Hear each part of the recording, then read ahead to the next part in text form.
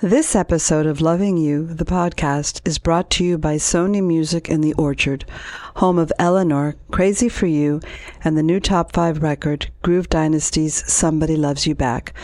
Both are available on all digital outlets.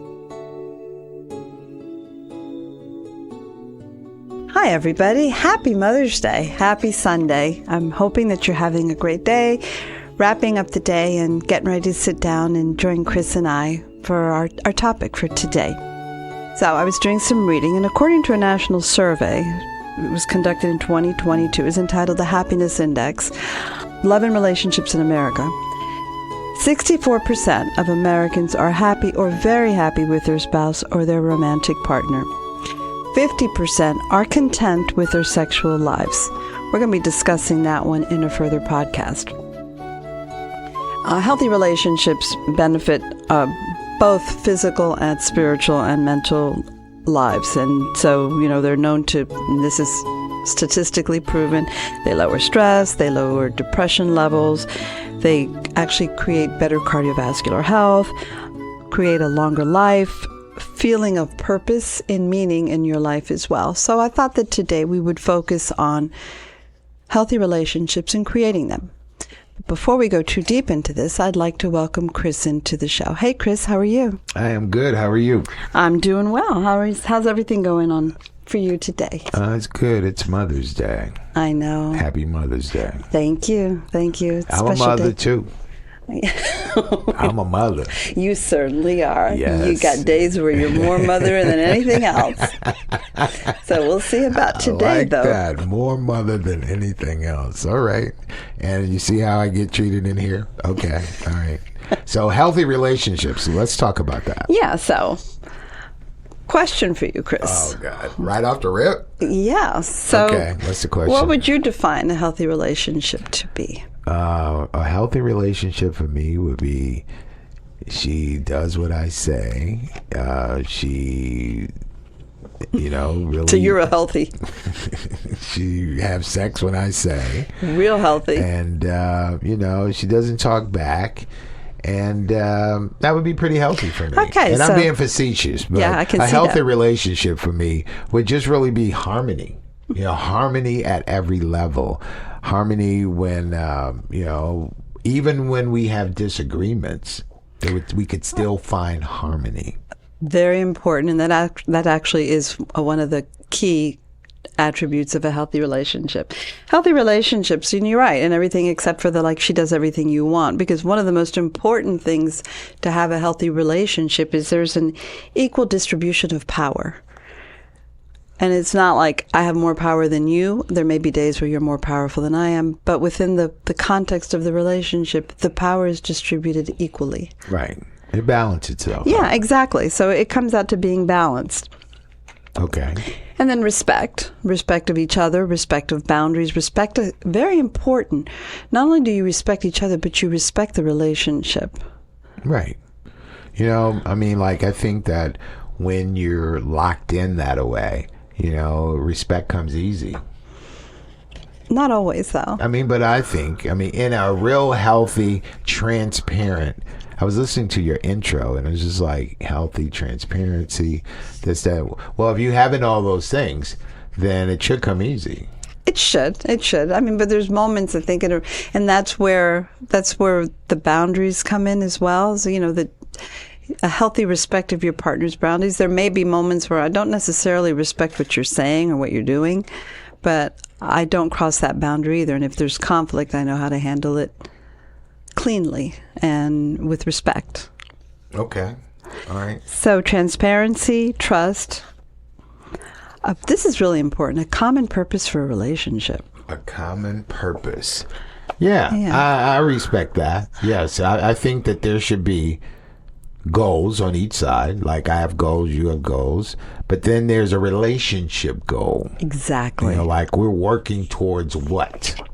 Right, and you have to define what you're working for. First of all, it's really important at the beginning of a relationship so that you know that you're moving into a relationship where you're moving in the right direction or the same direction. So if I wanted to get married, I should be dating a person that's kind of in that same pocket. In that same mindset. Yeah, I absolutely. want to get married. Did you know that most women beyond, I think it's over the age of 50, don't want to get married a second time? Well, they must don't live where I live. They must don't live where I live. Because it seems like everybody out here these days is looking for marriage. Well, long-term relationships, but not necessarily marriage. This is in that study that I was reading. So I thought that was really interesting. Wow. And I think it's because once you reach a certain age, especially if you were in a previous long-term marriage, it's really, I would say, frightening to open yourself up that way again, and what that might bring. What I don't get though is like, it's hard to open yourself up that way, but it seems that everything else is easy. It's easy for you to talk, it's easy for you to have sex, it's easy for you to do all these things, but you can't open yourself up that way. That's kind of weird to me. Well, I mean, you had to bring that sex card in here, because, but that's not necessarily easy either. That's a major card. It is, and so these women that don't want to get married, it's not like they don't want a long-term relationship. They are more than happy. They want to live with somebody. They want a long-term relationship. They just may not necessarily want the vows, which is surprising because you would think it would be men that would be more on that page. No, I think that men, once they really lock in that way, I think that men are really like, well, if we're going to do this, then let's just lock it in all the way. And so as a man, why is that important to you? I think that there's some security pieces with that, insecurity pieces. It's like, when you're out here playing the field, you're not really giving it all. You're not giving it all up. Right. You're just kind of giving highlights to my whole life. But once you start to really spend time, you get to see what's really going on. Then it's like, man, I shared a lot with you. Not just my body, but my life. I want to make sure I lock that in. So in some weird way, marriage seems to be the safety piece in some men's mind. Okay, so you could think if you're married, people that are married are more locked in than people that are just cohabitating. Yeah. And so that piece of paper makes a difference. That legal I don't even think it's about document, the paper. It's just about we're doing commitment. this. We're committed to this. I don't think you don't need no paper. So would your level of commitment be different if you were just living with a woman as opposed to being married? Well, I just feel like, living with somebody, it becomes real easy to just walk away. This ain't working, man. Let's get out of this. Okay. So, and then if you're married to somebody, it's not quite as easy because then you got to go through all that. No, man, you got that legalese to get out. You got that whole card. It's like, first of all, you need to hire a lawyer. And second of all, you can't just tell me leave because we're doing this together. But is that why would you want to be in a relationship with a person and the only reason you're together is because nobody wants to hire a lawyer? Oh, no. Because me personally, when it's not working and we've tried everything, or in my head, we've tried everything, then the next thing is, hey man, how are we gonna do this? I'm the one that's wanting to help you find a lawyer so I can get out of this. I'm not the guy that just want to hang around. Okay, that's fair because I'm not either. I mean, if it doesn't work, it's not working, whether you're married or not. That's whether right. there's a ring on that finger, there isn't. I'll pay you. I'll pay for it. Just go get it. So getting back to the healthy relationship, we kind of just went off a little bit, but yeah, getting back to a healthy relationship, so that's a common purpose. You want to get married, right. And so you're both working towards marriage. So that's finding the common purpose. Affection is another really important quality of a relationship. Affection. Yeah, showing affection, demonstrating affection. How would you describe, as a woman, affection? Oh, coming up behind me and touching my arm, maybe kissing my cheek, when you haven't seen me all day and you come back home or I see you somewhere, giving me a hug, giving me a kiss. That's affection. We're not talking sex. That's different. Oh, okay. How would you describe affection? You just blew my my idea. No, I mean, like, affection is just like you said, it's like, acknowledging your presence and you're not there. Happy to see you, I write a lot as far as music, so I like to write a song that says, hey, I haven't said this to you, but I put it in song. Little things like that. Or if it's just, hey, look, I'm on my way home and I'm thinking about you, and I'm like stopping by a store, I'll get her favorite candy bar. Yeah, something like that. Just Absolutely. Because that says you're on my mind, because I don't eat this.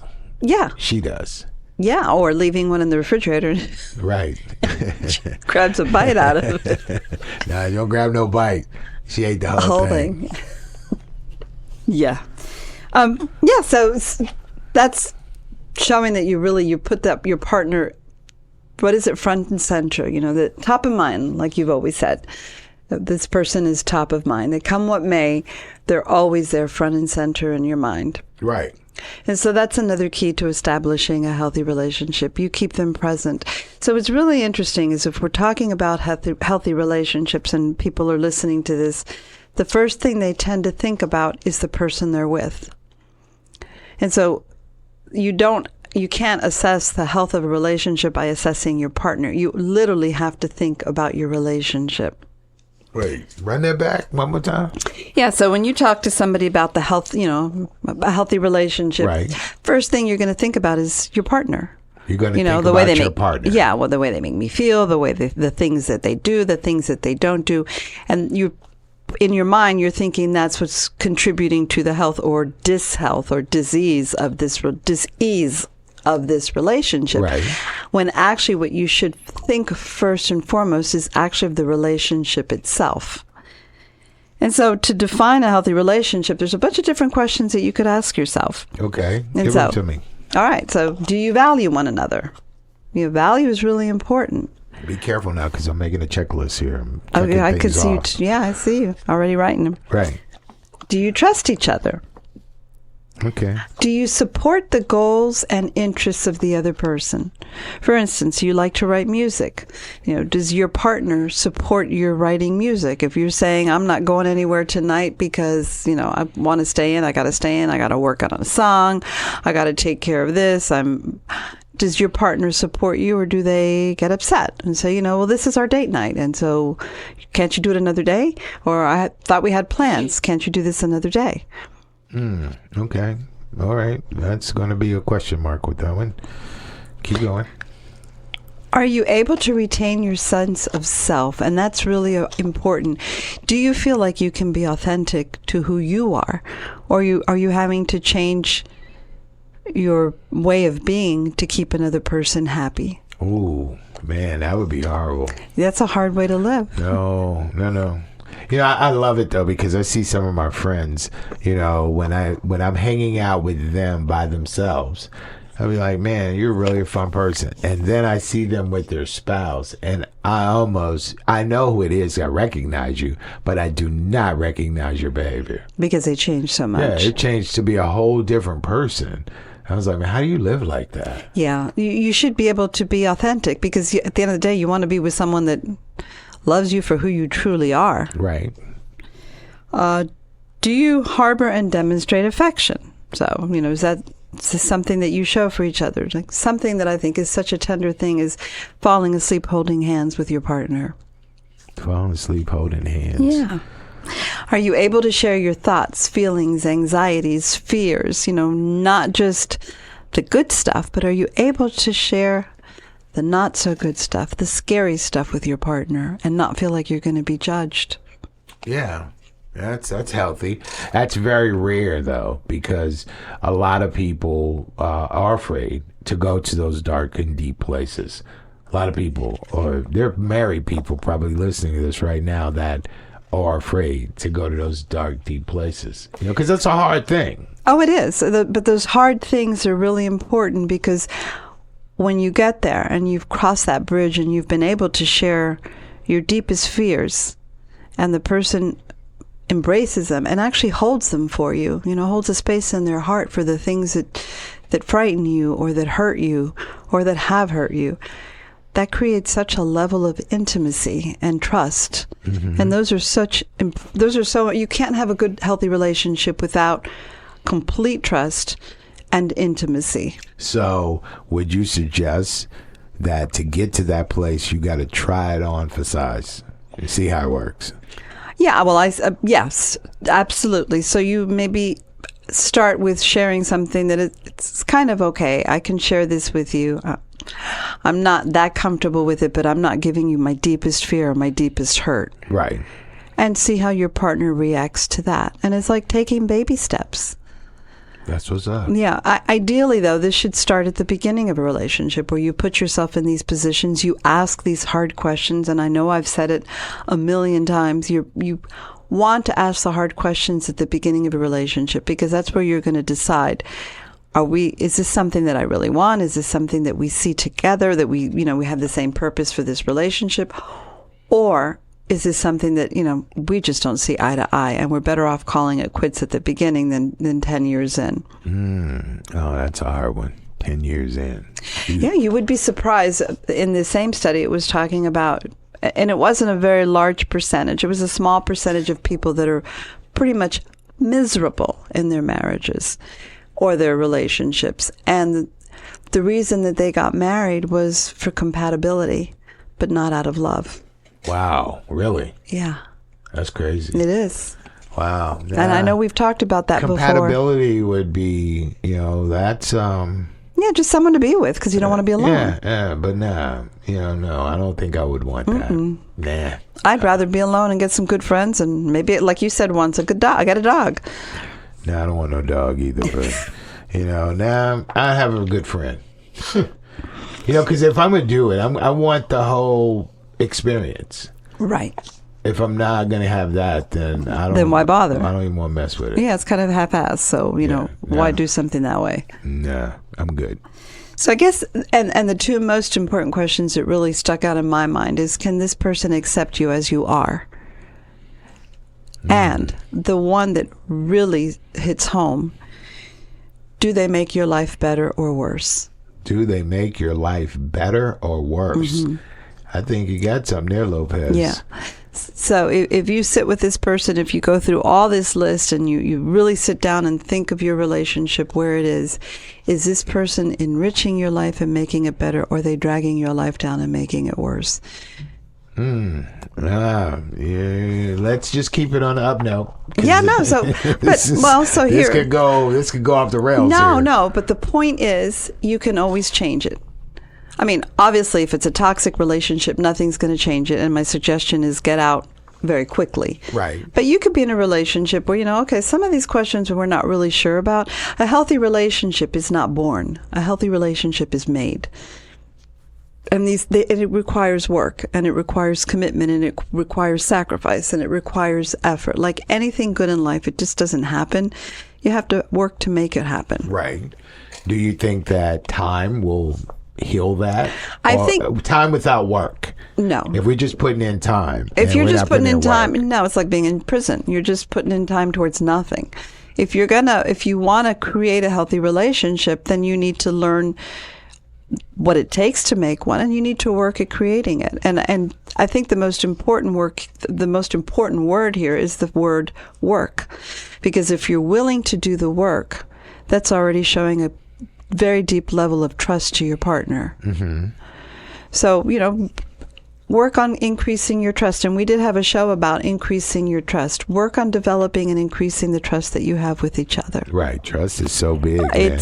Because it's the catalyst to really opening yourself up. And without that, you're not going to really go very far in a relationship. Right. You start tapping out. Yeah. You start believing that we're not really... that you can't believe in this person. So, and if you can't believe in this person, how can you believe in a relationship with them? Right.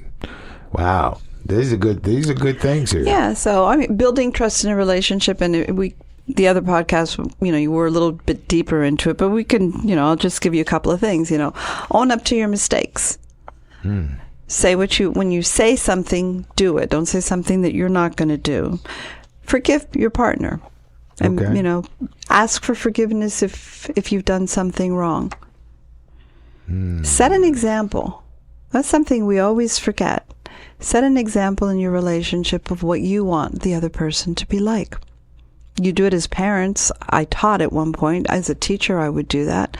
I would set an example of how I expected my students to behave. And I set an example of how I wanted my children to behave. So set an example in your relationship. How about saying I'm sorry?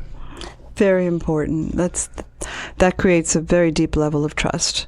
And it's the best thing you can do to resolve a conflict is to apologize, which that's an important one as well. You know, work on creating excellent communication skills. Okay. So what would you define as excellent? Excellent communication skills are when you sit down with your partner, be open, be accepting, be tolerant, listen to what they're saying, don't pass judgment, be honest, be really transparent when you're telling them something, and be honest about your reactions. If they say something that you're not really happy with, you know, don't fly off the handle with them, but be honest, like, I need to sit back and I need to think about this. Right. And probably the most important part of communication is listening, and listen actively. And so listening actively means when your partner is telling you something, don't listen to respond, listen to understand. So this should be put down. Yeah, no cell phones. I mean, when you're communicating. I'm listening. Yeah, no, eye contact with your partner. Put down your cell phone, turn off the TV. Turn and face your partner, you know, actually physically be facing them so that they know that I am focused entirely on you and what you're telling me at this moment. Give them 150% of your attention. Mm-hmm. And the same thing in a conflict, you know, because nowhere is good communication more important than in moments of conflict. And so in moments of conflict, it's really important that we maintain active listening, but we also maintain good verbal language. You know, Don't roll your eyes. Don't smack the side of your lip. You know, don't look away and with that expression of whatever. You know, try to listen. I think that active listening, really listening to understand, is so important, because when you're in conflict, I have a responsibility when I'm upset with my partner to tell them why I'm upset. It's not my partner's responsibility to guess why I'm upset.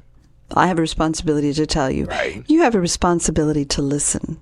Okay, well, you know, same thing on the other side. When it's a guy telling you why he's upset. Well, it works both ways. I don't mean. No, but I'm saying, you know, if you're really upset, you got some conflict going on, and it's like, no, listen, I wasn't trying to stop at the strip club. It just happened. My car just ran out of gas right there. At that exit. Exactly. I had to go there to make a call. I was so thirsty. I had to get something to drink, and I needed to borrow a phone because my phone battery had died. Yes. Listen. Yeah. Just listen before passing judgment. So, and so part of I'm only picking that because I know she despises people that hang out in strip clubs. So. That's just it's a pet peeve of mine. But, you know, and it's okay if you do and your partner doesn't care. But no, I think that active listening, in that case, if we were having an active listening exercise and you're telling me this, then what I'm supposed to do is turn around and tell you exactly what you told me so that I'm basically parroting what you said. For what reason? So that you know I'm understanding you. Okay, all right. It's to bring clarity into the conversation. So you mean to tell me that you can't say it with no attitude, though? No, because it should always be a questioning mind. I want to learn. I want to learn why you want to go to strip club, why that's so important to you. Oh. But seriously though, in the event of an argument or a conflict, the goal is for me to learn what drives you to do that. Why did you do that? Okay.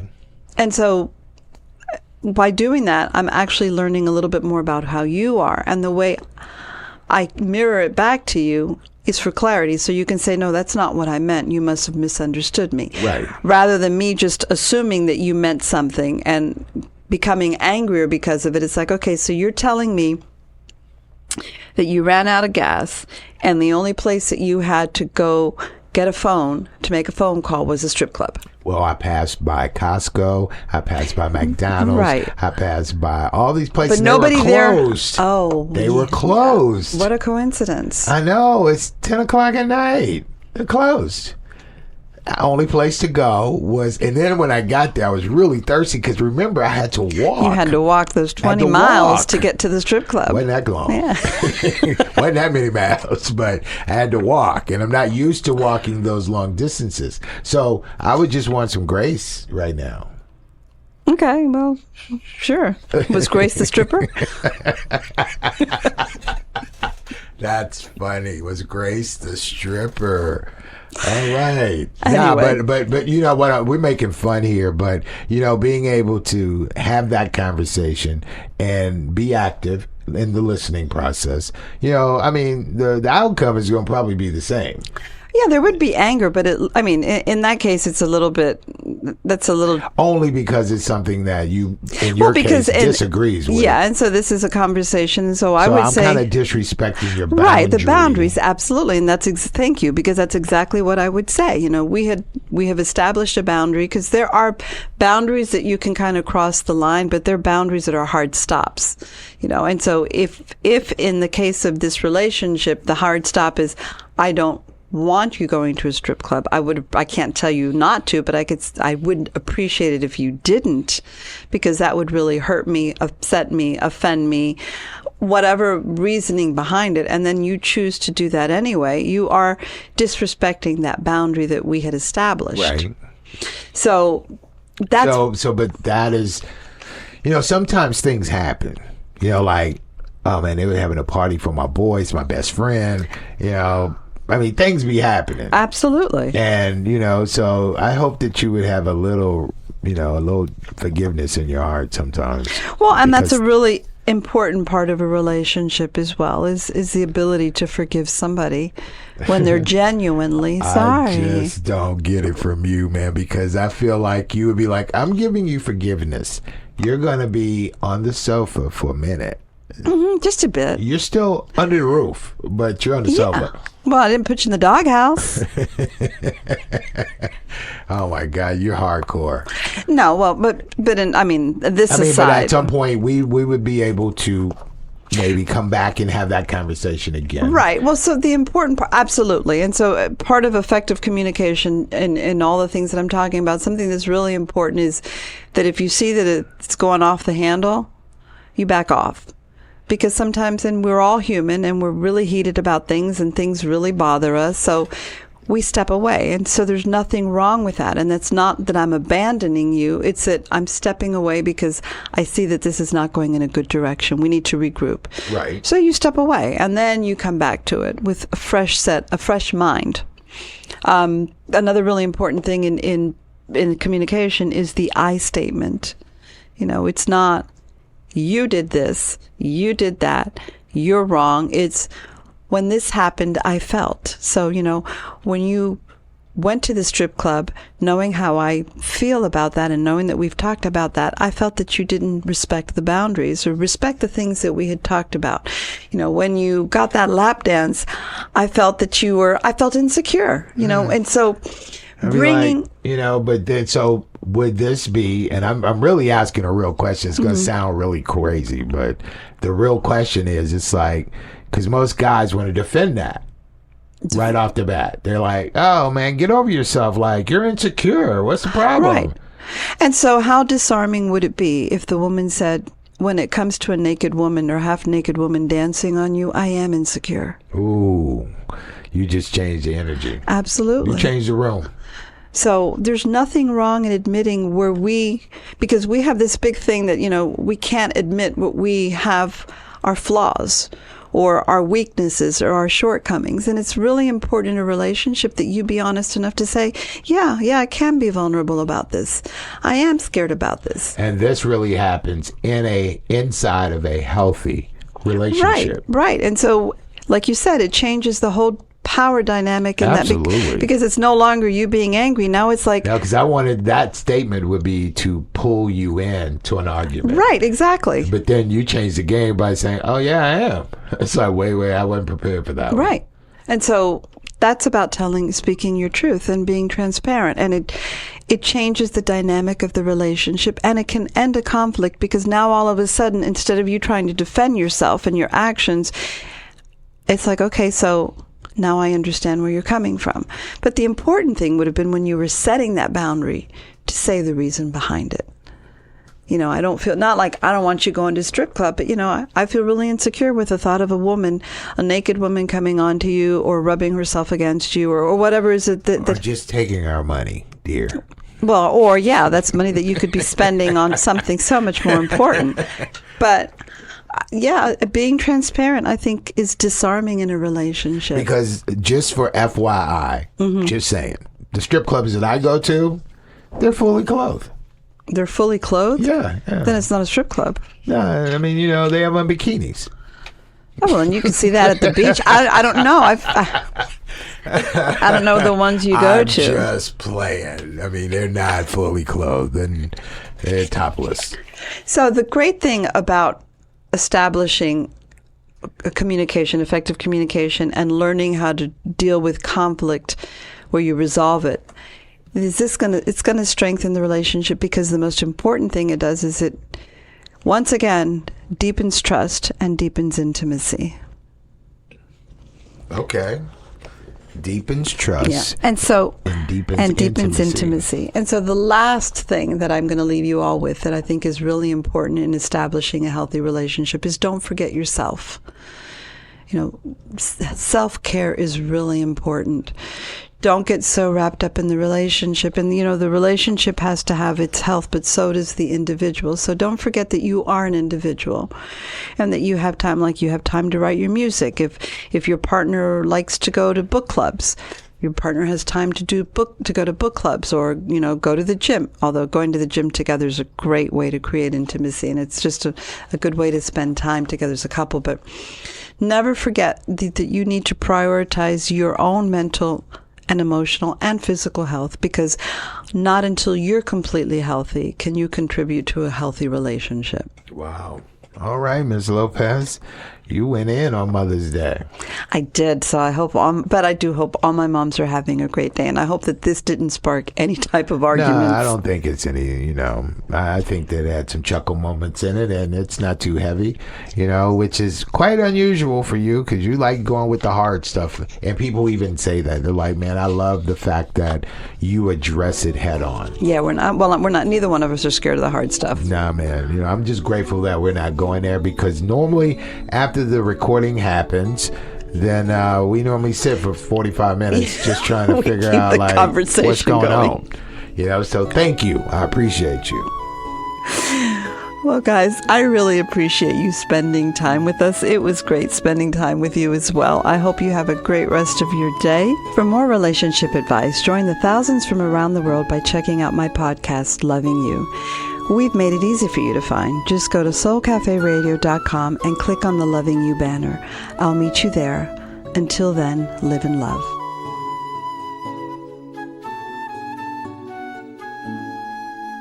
This episode of Loving You, the podcast, has been brought to you by Sony Music and The Orchard, home of Eleanor, Crazy for You, and the top 5 record, Groove Dynasty's Somebody Loves You Back.